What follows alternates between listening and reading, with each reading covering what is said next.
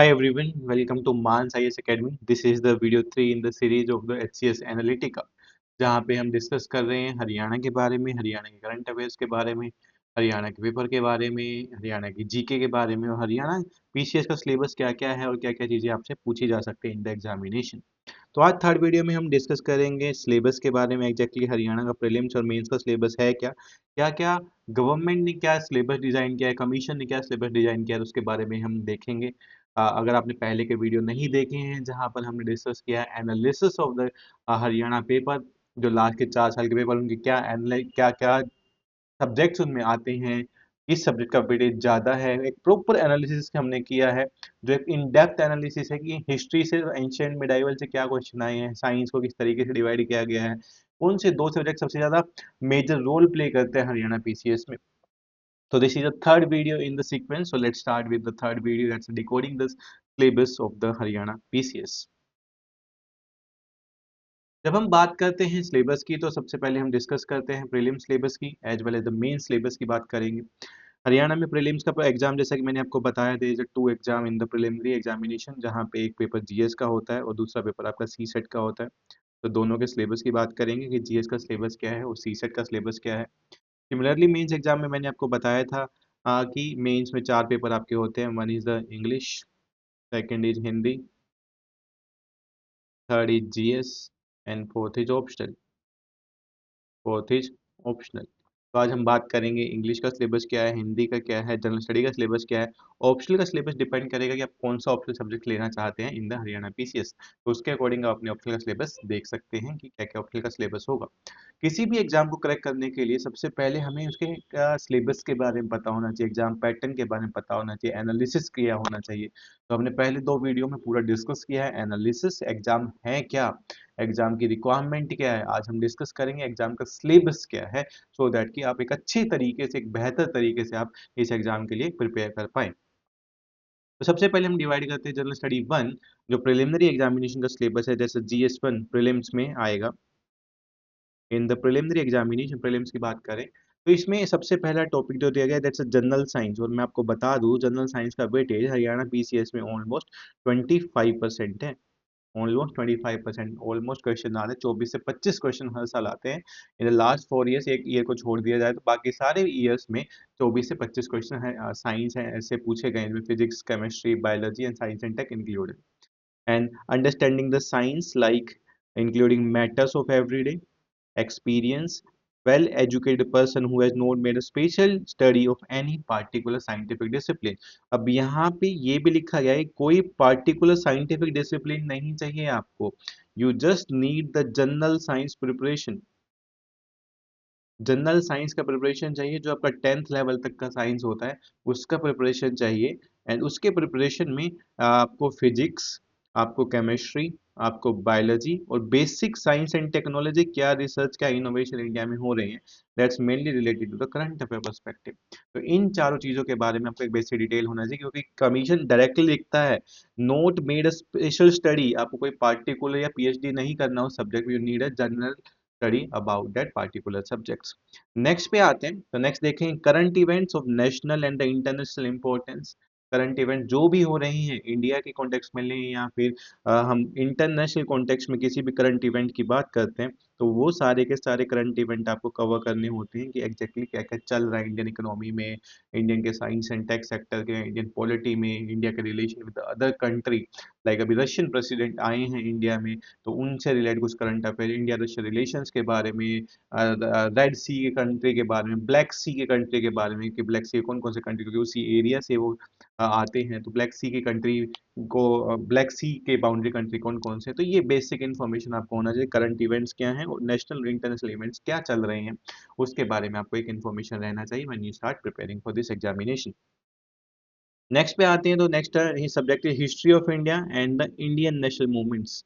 History of India and Indian national movements पे mainly particularly focus किया गया है। इंडियन नेशनल मूवमेंट से क्वेश्चंस आएंगे। हिस्ट्री ऑफ इंडिया की मैं बात करता हूँ तो जनरल अंडरस्टैंडिंग आपको होना चाहिए of the social, economic and political aspect of the Indian history. क्या सोशल एस्पेक्ट है, क्या पॉलिटिकल एस्पेक्ट है, अब देखोगे social, economic and the political aspect of the Indian history.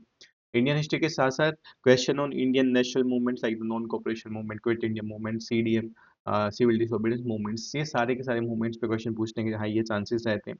And 19th century में जो इंसर्जेंस हुआ, growth of nationalism and attainment of independence, means the time period in between 1857 to 1947 is become the more important as respect to the national movements. तो आप ये जो time period है 1857 से 1947 का, तो आप इस पे ज़्यादा फोकस करेंगे। That's related to the Indian national movements relate करता है।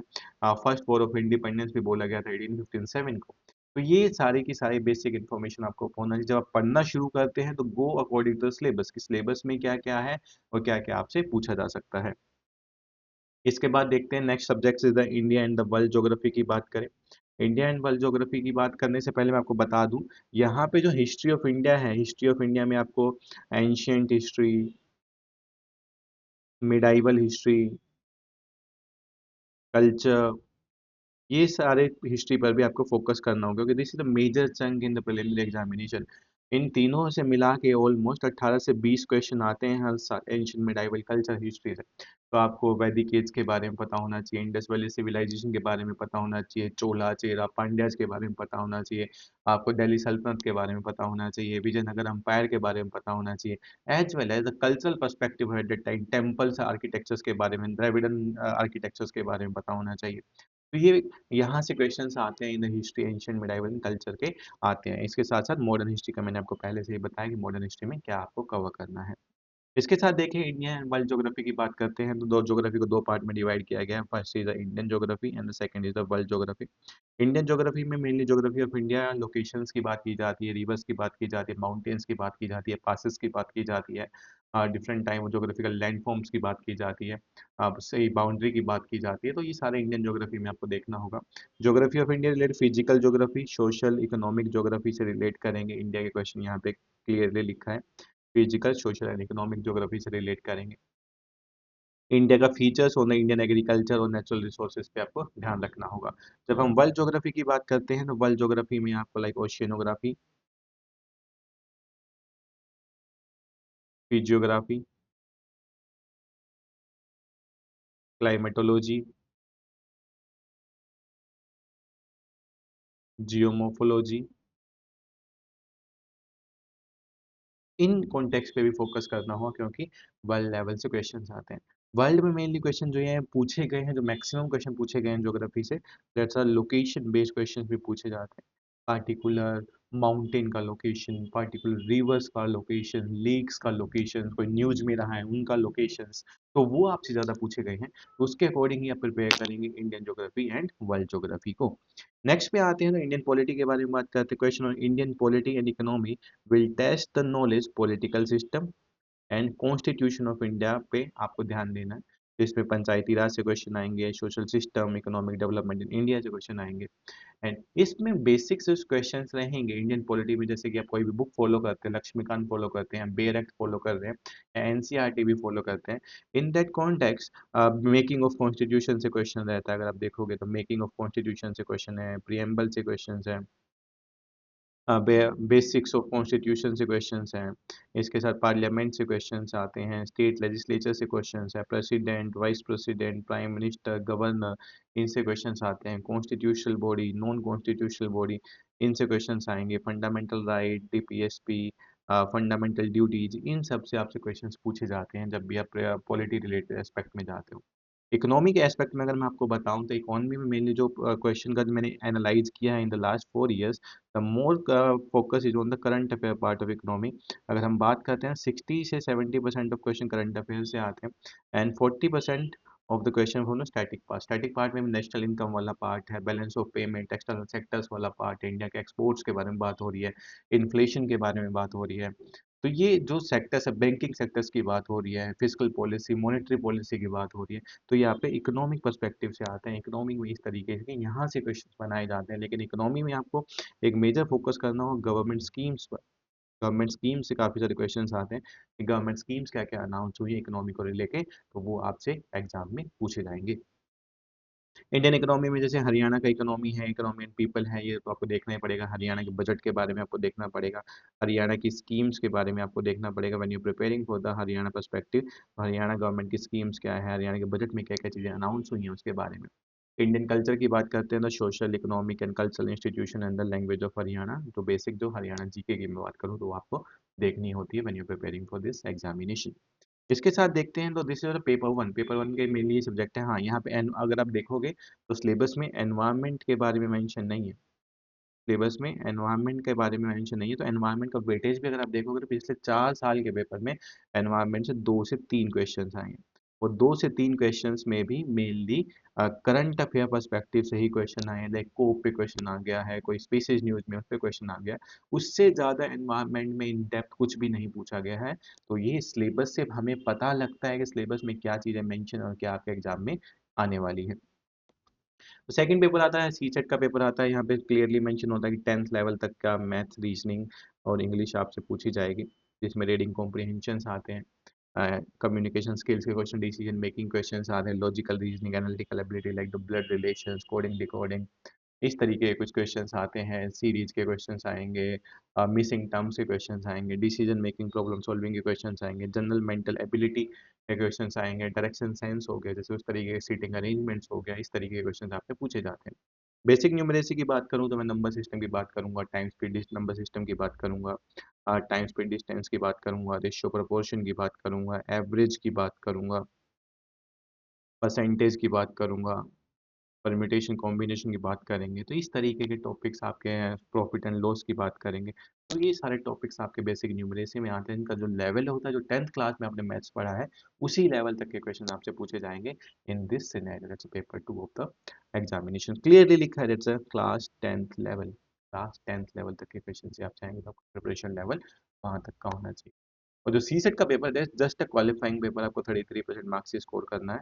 तो this is there is a good chance कि आप इसको आसानी से क्वालिफाई कर सकते हैं। तो अब चलते हैं मेंस एग्जामिनेशन में, क्योंकि मेंस में रिटन एग्जामिनेशन होगा तो सिलेबस को और डिटेल में हमें पता होना चाहिए कि मेंस में क्या क्या चीज़ें पूछी जाती है, किस किस एरिया से क्वेश्चन आते हैं, उसके बारे में और डिटेल इन्फॉर्मेशन हमारे पास होनी चाहिए। तो चलिए मेंस में देखते हैं। जब मेंस की हम कैटेगराइज करते हैं तो मेंस में मैंने आपको 4 पेपर के बारे में बताया है। First is the English, Hindi, general study and optional. तो इनके सिलेबस के बारे में जानेंगे। ऑप्शनल का सिलेबस डिपेंड करेगा आपने कौन सा ऑप्शन को ऑप्ट करना है। तो वो आप देख सकते हैं। इंग्लिश, हिंदी, जनरल स्टडी का डिटेल सिलेबस मैं आपको अभी यहाँ पर बताता हूँ।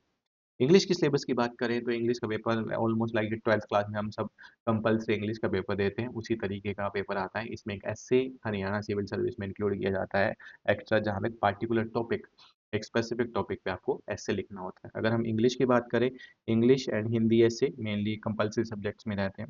Ability to read, to understand, serious, discursive prose, express his ideas clearly and correctly in English. आपकी कम्युनिकेशंस, आपकी राइटिंग स्किल्स, आप पढ़ सकते हो इंग्लिश को सही से, लिख सकते हो सही से, उसको चेक किया जाता है। इंग्लिश में प्रिसाइज राइटिंग, आपको शॉर्ट में लिखना होगा, समरी टाइप बनाना होगा, comprehension of the given passages, ऐसे आपको लिखना होगा, यूसेज एंड वोकेबलरी के क्वेश्चंस होंगे, जनरल ग्रामर कंपोजिशन के क्वेश्चंस आएंगे।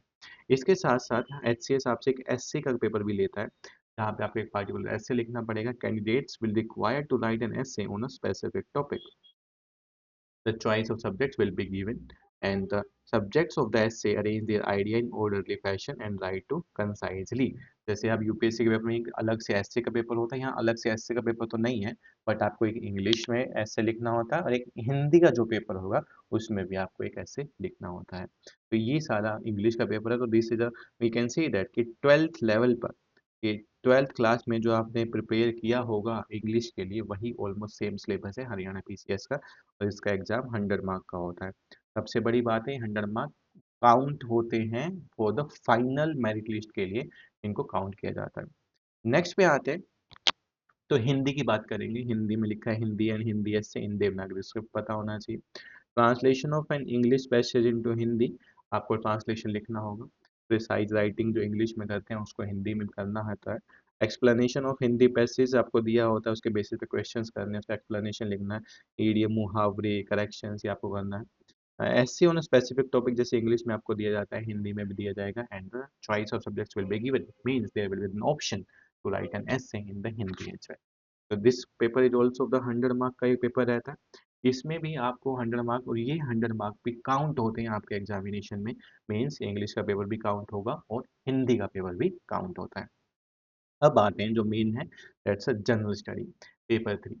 जनरल स्टडी जो होगा आपका, जो जनरल स्टडी है, standard question this paper will be such a well educated person will be able to answer without any specialize study. तो इन्होंने कहा है बहुत ज़्यादा डेप्थ में रिक्वायर्ड नहीं होता है, बट एक जनरल स्टडी रिक्वायर्ड है कैंडिडेट की अवेयरनेस के बारे में, उसके रिलीवेंस के बारे में, इन चीज़ों के बारे में बहुत ज़्यादा ध्यान रखना है, सो दैट कि एक well educated person can write. But well educated को यहाँ पे एक्सप्लेन नहीं किया गया है कि वेल एडुकेटेड का मीनिंग क्या है, तो we have to focus on the subjects जो हमने प्रीलिम्स में फोकस किए, but some extra writing skill, some extra current affair addition, एक राइटिंग का पर्सपेक्टिव, इंट्रोडक्शन, बॉडी कंक्लूजन, वो सारी चीज़ों का हम ध्यान रखेंगे।